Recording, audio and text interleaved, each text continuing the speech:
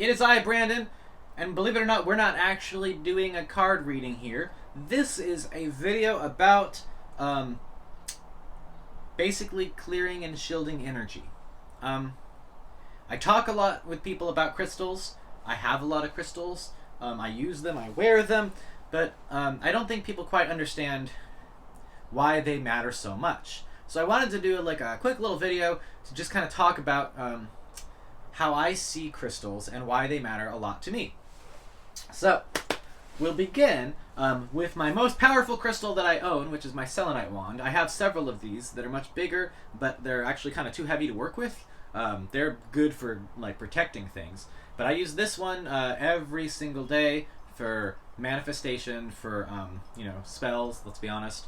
I am part, I don't want to say Wiccan, but I do study a lot of Wiccan stuff, and I incorporate a lot of that into kind of my own mysticism, I guess is a better way of putting it.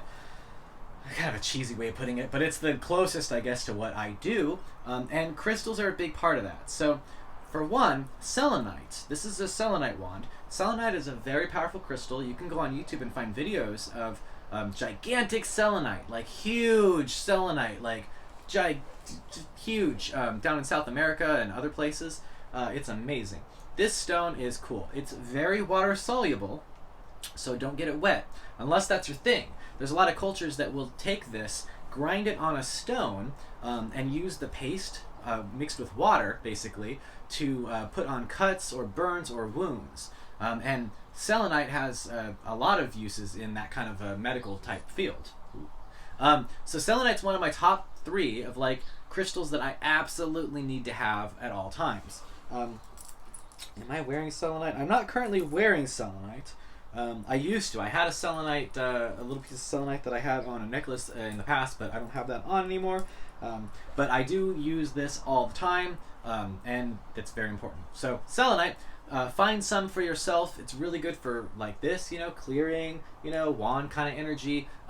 If you have ghosty problems, it's really good for that as well, to kind of get rid of it. There's some cool effects you could have with selenite where I don't have a laser light, but if you have like a laser light and you shine it into the thing, the whole crystal will glow.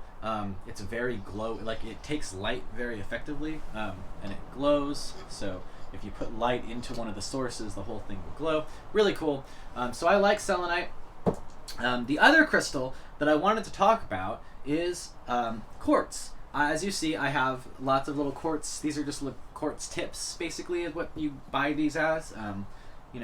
Broken quartz tips. They're not that big. They're kind of small. This one's, fairly decent sized. And as you can see, there's, they're cloudy inside, and they're very cool. These I do have on my necklace. I have this one that's quartz, and then I have this one that's also quartz. So I have 2 of them. This one's got some copper and some gemstones like infused into it, which is kind of cool. But yeah, so the quartz is also very good for like protection energy. It's a very purifying energy, gets rid of toxins, but I use it a lot for protection. Not for protection from people. This is actually used, the quartz is more for paranormal protection, to be honest. There's a lot of multidimensional and weird things that go on.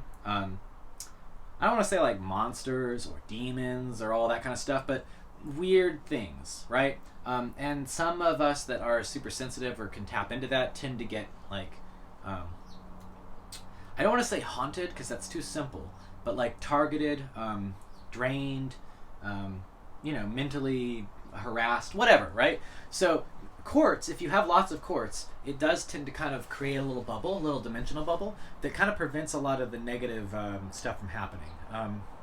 So I like quartz. I do believe that quartz is a good thing to have just like everywhere, like throughout your bedroom. Have quartz on like your door when you first walk into your room.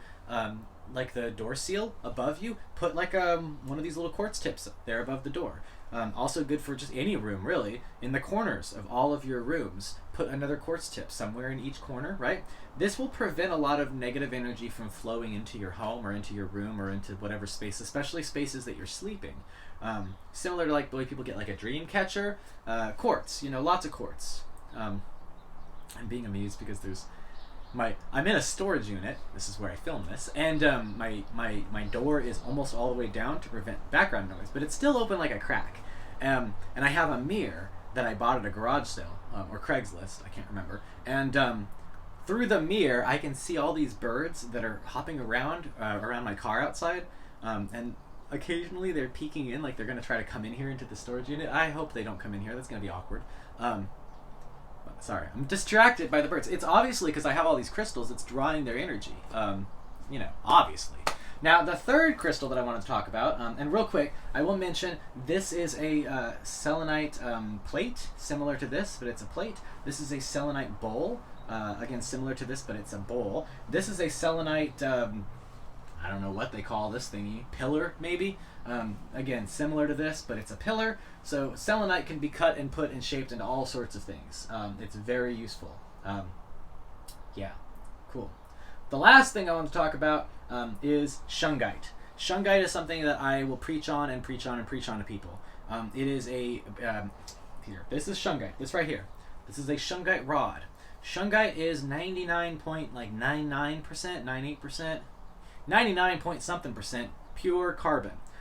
Basically, this if it was condensed more, deep in the earth and put under more heat and more pressure for more time, this could create diamond. This is like basically chemically compound wise, it's very close to diamond. It just needs more heat and more pressure and more time, and this would become diamond. This current stone, shungite, is currently only found in Russia. It's like one area in Russia, might be 2 or 3, but one main one, where all of the shungite's coming from right now. Well, I see it right now, but it's not coming from there now, ain't it? So I have stockpiled a lot of shungite. I have a shungite plate underneath, in between the selenites. Shungite being black is like the polar opposite of the selenite. So I like to do a lot of stacking where it's like shungite, selenite. I like to hold this in one hand, this in the other, black and white kind of a thing. The shungite is one of the most absorbing things. So I have a bunch of shungite, like little tiny rocks, and they are in a glass bottle. And I pour bottled water into the glass bottle, and I let it sit in with the shungite rocks for days, and this purifies. Again, it's 99 point something percent carbon. It's basically a carbon filter. So because of that, this carbon is so, what do you want to call it? Those of you who understand electrons understand that something like this is going to, carbon basically is like a magnet towards things that are in water, toxins and things like that. Very useful stone, shungite is. Not only does it's proven to purify water, you can actually test water before you put shungite in it, test it after you put shungite in it. You will see that it is pulling mainly some of the minerals and stuff that get basically attached to the carbon. And so it is actually doing something to the water, which is crazy to me. But I swear to you, when I hold shungite, I can feel like if I have negative energy, if I feel angry or upset or frustrated, shungite is the one I go to. Selenite is a manifester. So if I'm angry or upset and I pick this up, that's not good. I'm going to use that to manifest negative energy. That's not what I want to do, right? What I want to do is pick this up when I'm in a negative mood, because I can channel and focus my negative energy into this, and it will take it. It will take the negative energy, absorb it out of me like a freaking sponge, okay? Then, once it's out of me, I can pick this up. Now I'm clear. I can start to manifest positive things. And because I've got all the quartz around me, I'm not going to have something kind of whispering in my ear and making me manifest things that maybe aren't necessarily good for everybody. So yeah, those are the 3 crystals. Selenite, quartz, shungite. Very important. I use a lot of other crystals, but those are my 3 primary crystals that I focus a lot of my energy on, okay? So if you can get yourselves some shungite, some quartz, and some selenite, that would be like a crystal starter kit.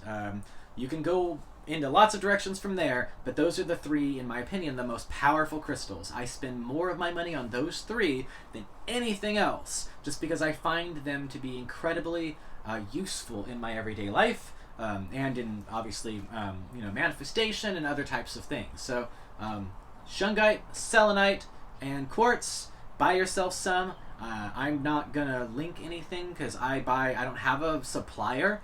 I buy from lots of people. So just go on Etsy, go on Amazon, go on lots of places.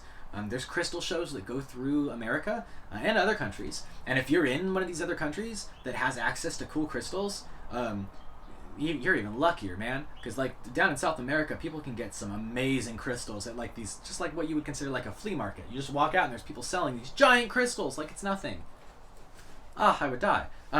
Even if you live in Arkansas, there's amazing quartz crystals at some of those crystal caves and some of the mining areas there that you can still get. You can still find like these, but like 10 times the size.